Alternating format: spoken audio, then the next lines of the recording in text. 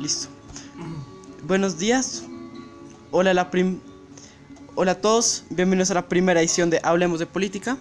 Acá estamos con la candidata a la Cámara por Bogotá, María José Pizarro. Y si quieres, para empezar, cuéntanos un poquito de quién eres, por qué decidiste lanzarte para la lista de la esencia y por qué te lanzaste en general. Mi nombre es María José Pizarro, soy mujer, soy madre de 2 niñas, madre cabeza de familia, soy hija de Carlos Pizarro León Gómez, comandante del Movimiento 19 de Abril, último comandante del Movimiento 19 de Abril y candidato a la presidencia que fue asesinado en 1990, cuando 47 días después de firmar la paz. He trabajado los últimos 15 años de mi vida en reconstrucción de memoria, construcción de paz, y todo el ejercicio lo he hecho a través de las artes. Soy artista plástica y lo he hecho a través de las artes. Tengo exposiciones, documentales, actos colectivos de memoria, públicos, libros. Y bueno, finalmente en este ejercicio de la política desde un lugar diferente, a raíz de lo que venía sucediendo con los acuerdos, pero también correspondiendo al momento histórico que estamos viviendo, decido lanzarme a la Cámara como un primer paso hacia la política electoral, pero no como una candidata que va, sino como una candidatura a la cual estamos apostando un grupo de personas, de mujeres y de hombres que me acompañan. Ok, entonces, como mencionaste, uno de tus grandes fuertes es la memoria, ¿no? Y construcción de memoria histórica. ¿Tú cómo crees que se puede llevar esa memoria a los jóvenes que no hemos vivido la guerra, que muchos ni siquiera estaban vivos cuando asesinaron a tu papá? ¿Cómo crees que podemos llevarle la historia a ellos de una forma, pues, buena, como informativa? Pues esa pregunta me la estuve haciendo muchísimos años, y respondiendo precisamente a esa pregunta fue que intenté traducir el ejercicio de memoria, que era más desde un archivo y la creación de un archivo a una página web. Luego finalmente, bueno, monté una exposición, la exposición itineró, y pues a esta exposición fueron más de 50.000 personas. Esto permitió que diferentes colectivos pudieran acercarse, quienes estaban más atraídos por la lógica museográfica que por otro tipo de expresiones. Luego el tema del documental fue importante, a los jóvenes les llama mucho el audiovisual. Intentamos hacer primero un documental biográfico que liberara un poco de la biografía, y luego un documental más cinematográfico, más con una lírica diferente. Y luego, por ejemplo, a través del libro, para quienes les guste leer, uno puede acercarse desde la literatura, desde la persona a los personajes. Yo creo que el arte urbano, la música, el hip hop, y en eso las organizaciones de víctimas han sido profundamente creativas. En el trabajo que yo hice en el Centro Nacional de Memoria Histórica y coordiné todo el tema de participación de víctimas y exilio, pues lo hicimos a través de las artes escénicas, a través de la siembra, a través del hip hop, a través de actos performáticos, de la música, bueno, de los típicos plantones también, pero bueno, eso permitía manejar muchísimos lenguajes que a los jóvenes tal vez les pudiera ser atractivo. Yo creo que es buscar, y sobre todo para los muchachos es investigar, buscar, ser curiosos, y en esa curiosidad encontrar, acercarse, como hoy te acercas tú a mí, a las personas, y que te puedan contar su experiencia de vida, su historia. Y eso es la memoria, ¿no? Ok, entonces tú también has sido activista, como mencionaste, y lo que vimos después del 2 de octubre fue que muchos jóvenes menores de 18 años que no podían votar, no tienen capacidad de ser elegidos a cargos públicos, usaban el activismo como canal para hacer alguna diferencia. Tú, como además de este activismo, primero que todo, ¿sí crees que el activismo sí funciona para no solo los jóvenes, sino cualquier otro grupo, otra minoría que no esté siendo justamente representada?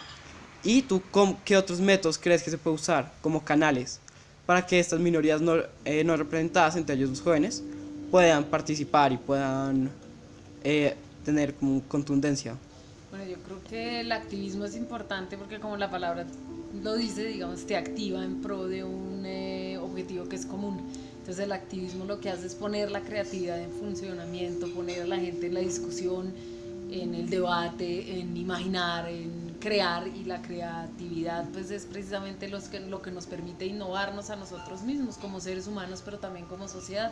El activismo te pone en comunicación más allá de las redes sociales. Las redes sociales son importantes y son otro canal que tienen los muchachos, que la manejan muchísimo mejor a veces de lo que lo maneja uno, pero a veces el activismo juvenil se queda mucho en la red social y poco en la calle, y poco en ese espacio creativo. Cuando tú deliberas, cuando son la construcción de las ideas, pues de alguna manera se desata una fuerza que está contenida.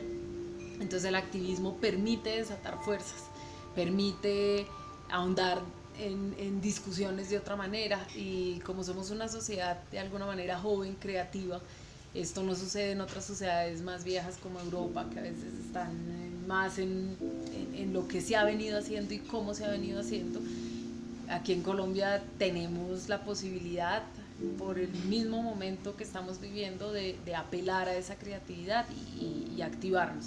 Ahora, es bueno para todos los sectores sociales, sí, lo han demostrado el Movimiento Nacional de Víctimas, el movimiento indígena, el movimiento campesino, los movimientos estudiantiles, en las marchas no hace mucho, por ejemplo, de la MANE, en las que fueron creativos, organizados, realmente lograron despertar la solidaridad de la sociedad, que eso es lo que el activismo busca también, que no sea solamente yo con mi reivindicación personal, sino que otros sectores de la sociedad sientan empatía por lo que yo he vivido y entonces se activen. Y bueno, ¿cómo podrían hacerlo los jóvenes? Lo que te digo, a veces salir un poco de la red, salir un poco del computador, de vivir la vida a través de una pantalla y mirar la vida a los ojos, y en ese mirar la vida, en esa curiosidad, en ese acto genuino de salir, pues empezar a conectarse, utilizando las redes como una herramienta, pero no digamos como un mecanismo para acercarte a la sociedad. Son una herramienta de comunicación, pero la responsabilidad de comunicarnos, de activarnos, es nuestra. Yo creo que hay muchachos que lo han hecho. Fíjate en China, creo que fue Tokio, si no estoy mal, hubo un movimiento juvenil importantísimo de muchachos que a través de las redes empezaron a manifestarse contra China y el modelo de educación, y son muchachos de 14 años que tuvieron un activismo de 4 años, y este año, por ejemplo, por primera vez se logró que uno de ellos lograra llegar a un cargo de elección popular y lograron que no se implantara el modelo de educación china allí. Entonces yo creo que son experiencias de muchachos jóvenes. Algo similar sucedió en Senegal, ¿no? Yo creo que es la fusión de las dos cosas. Ok, entonces acá más sobre el lado de tu candidatura. Muchos activistas ven la política como algo ajeno, como algo que hay que criticar, pero que te deslegitimiza en participar. ¿Tú por qué tomas esa decisión de participar como aspirando a un cargo público en vez de seguir criticando a los que ya están en cargos públicos, como muchos? Porque yo decido pasar de la reivindicación a la acción, y esto lo han dicho seguro muchas personas por aquí, y hasta a lo mejor otros candidatos que han pasado, por ejemplo, por este mismo espacio, pero nosotros, pero digamos, yo vengo del activismo social y vengo de la calle y vengo del trabajo con las comunidades y en los territorios, y empiezo a ver, por ejemplo, como muchos de los amigos de la gente con la que yo trabajé está siendo amenazada o está siendo asesinada, que realmente el trabajo desde el activismo tiene muchísimos logros, pero necesitas tener interlocutores en otros escenarios de poder que te permitan materializar muchas veces las reivindicaciones, o a veces ser un amplificador de las luchas sociales, ¿no? de distintos movimientos sociales, ambientalistas, culturales, etc.